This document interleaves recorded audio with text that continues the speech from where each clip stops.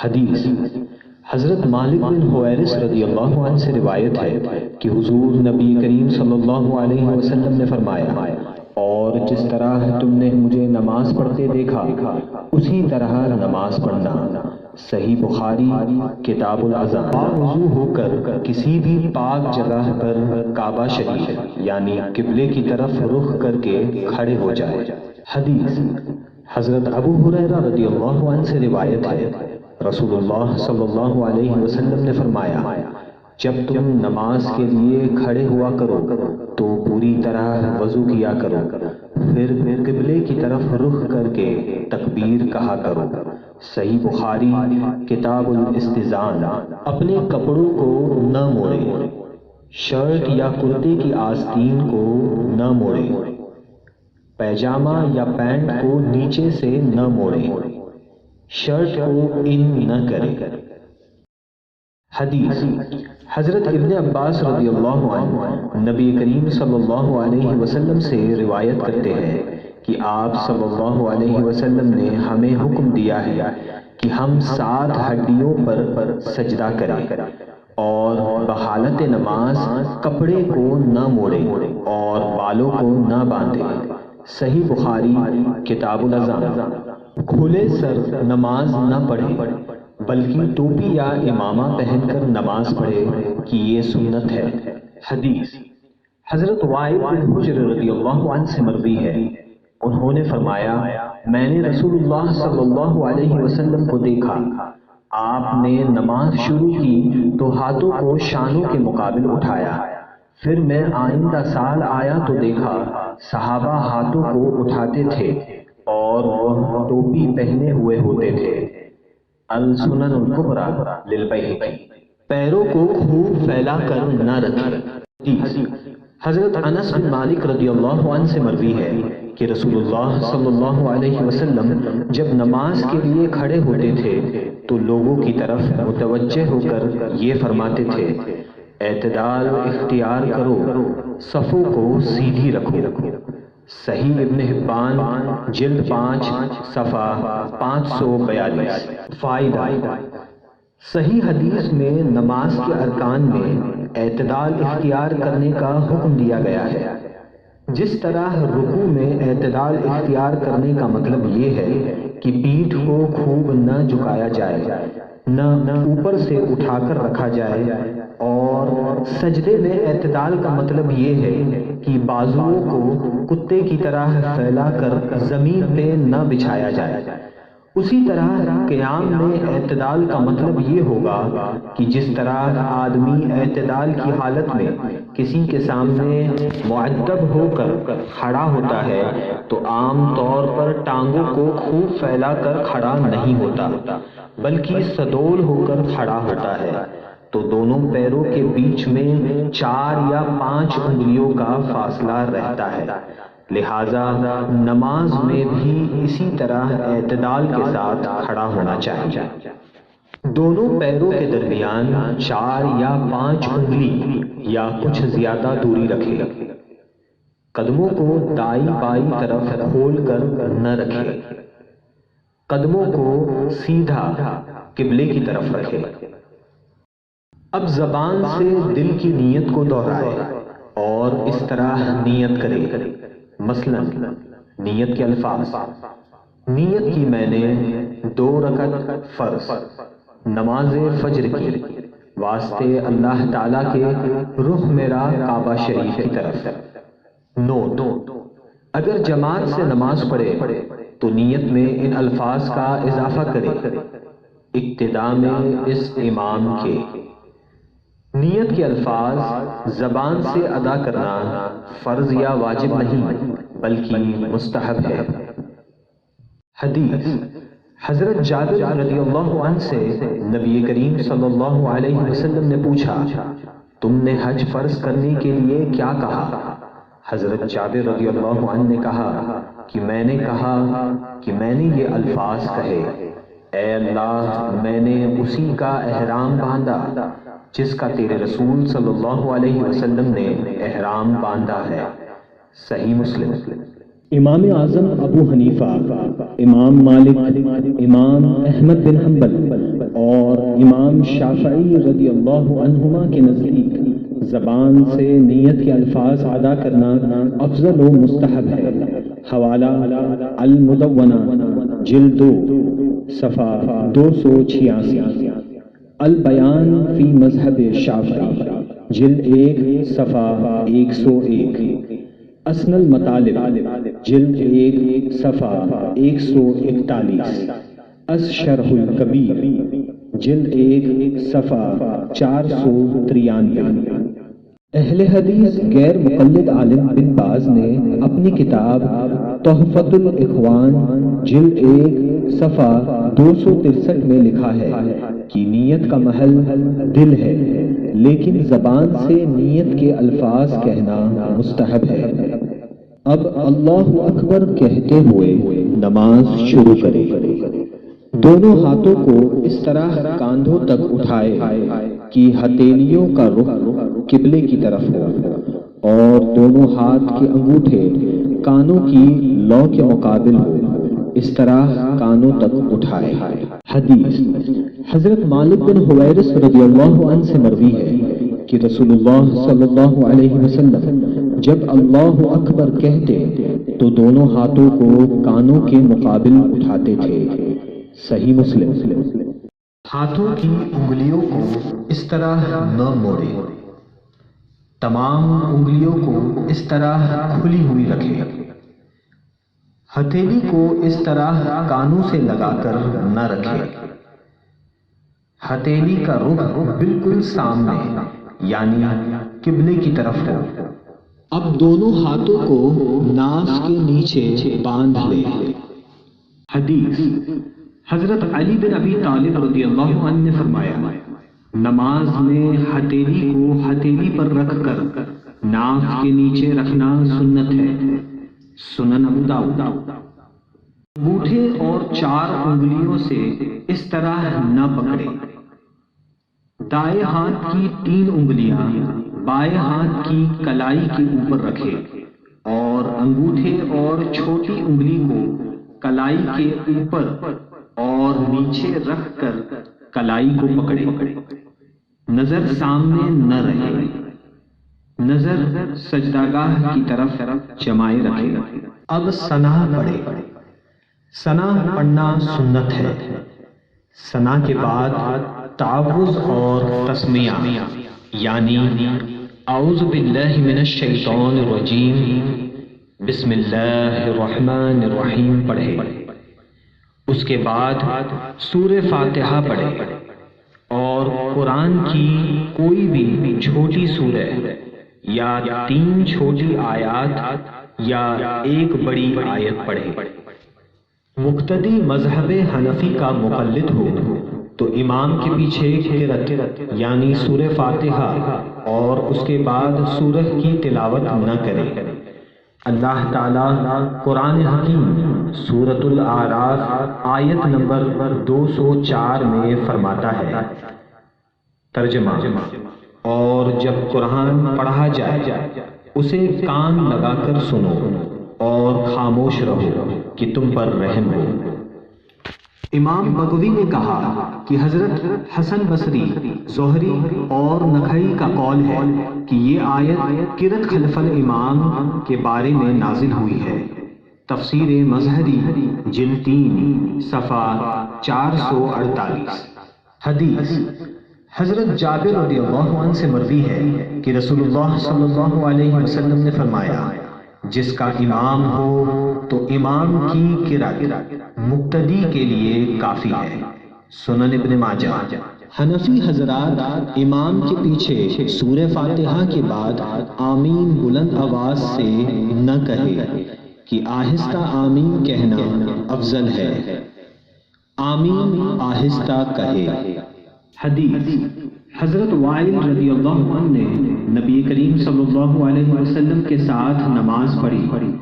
جب حضور نبی کریم صلی اللہ علیہ وسلم نے غیر المغضوب علیہم ولا الضالین کہا تو پست آواز یعنی ہلکی آواز میں آمین کہا۔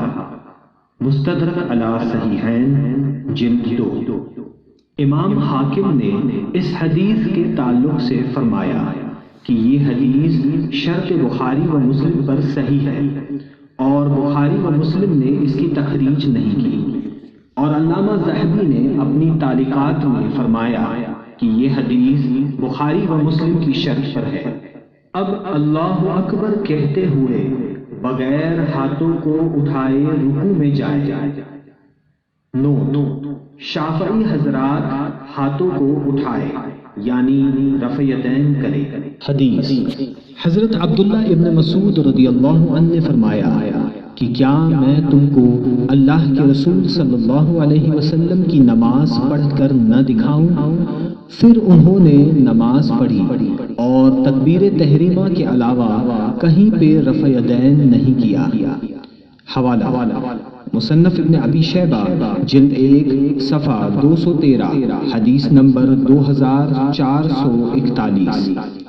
سنن ابو داؤد جلد 1 صفحہ 199 حدیث نمبر 748۔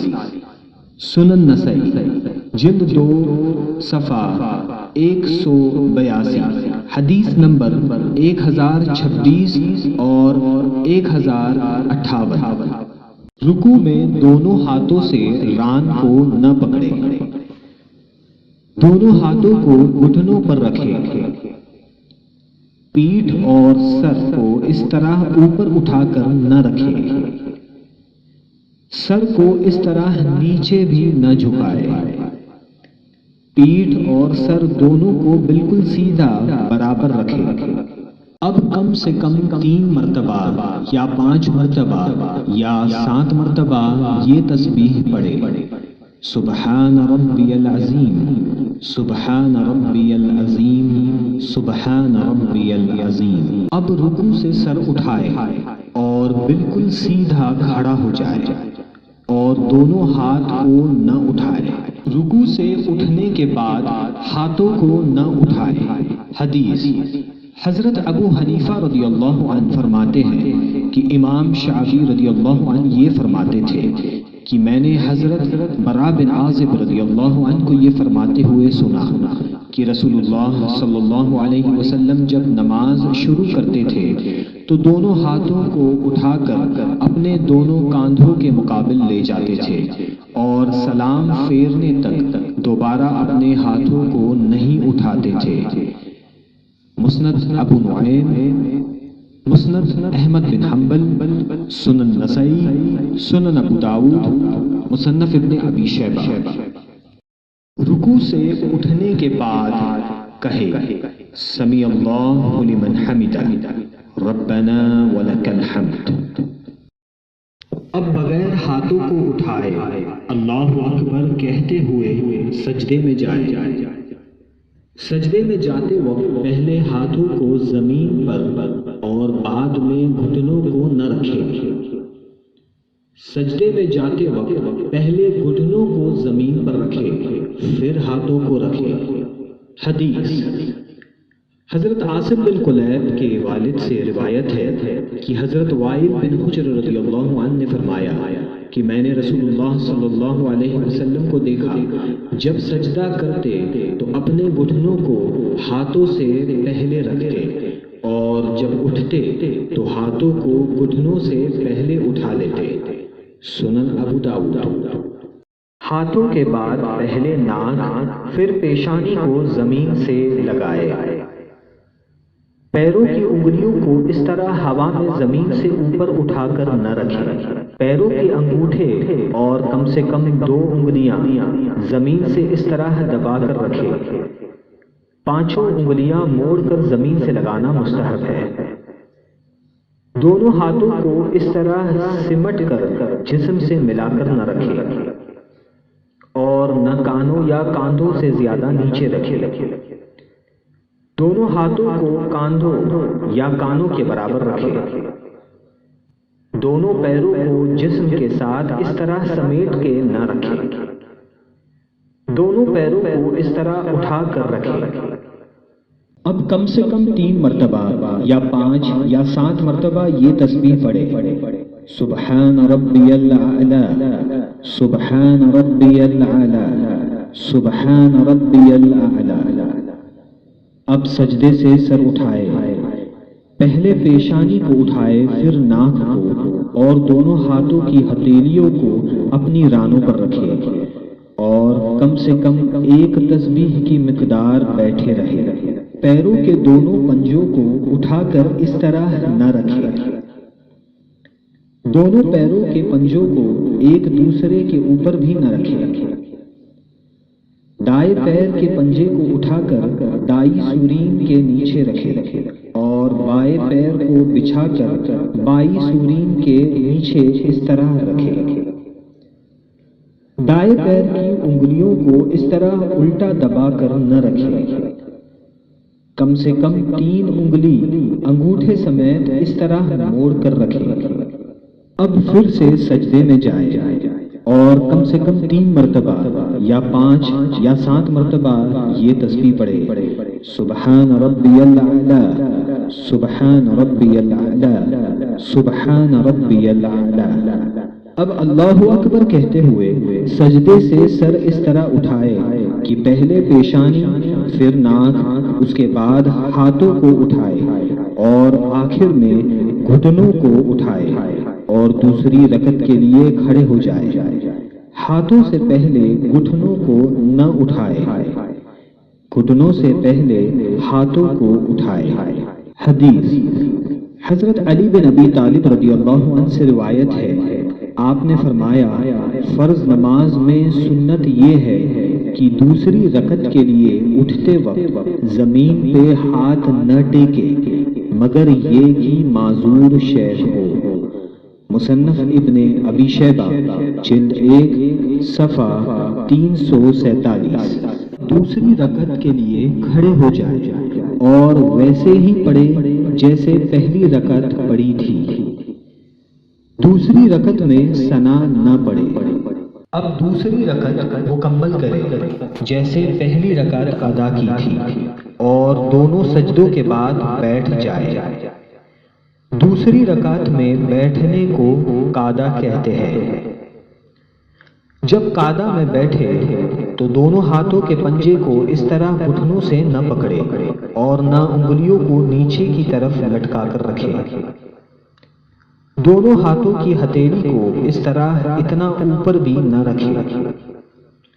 دونوں ہتھیلی اس طرح گھٹنوں کے اوپر ران پر رکھے، نگاہیں سامنے نہ رکھے، نگاہیں سجدہ گاہ کی طرف جمائے رکھے۔ اب پوری التحیات پڑھے اور جب اشہد ان لا الہ کہے تو اپنی انگلیوں سے مٹھی بنا لے اور کلمے کی انگلی سے اس طرح اشارہ کرے اور جب الا اللہ پر پہنچے تو کلمے کی انگلی کو گرا دے اور پنجے کو کھول دے اور جیسے ہاتھوں کی پہلی حالت تھی اسی حالت میں رکھے، یعنی ہتھیلی کو ران پر کھول کر رکھ دے اور وَأَشْهَدُ أَنَّ مُحَمَّدًا عَبْدُهُ وَرَسُولُهُ پڑھے۔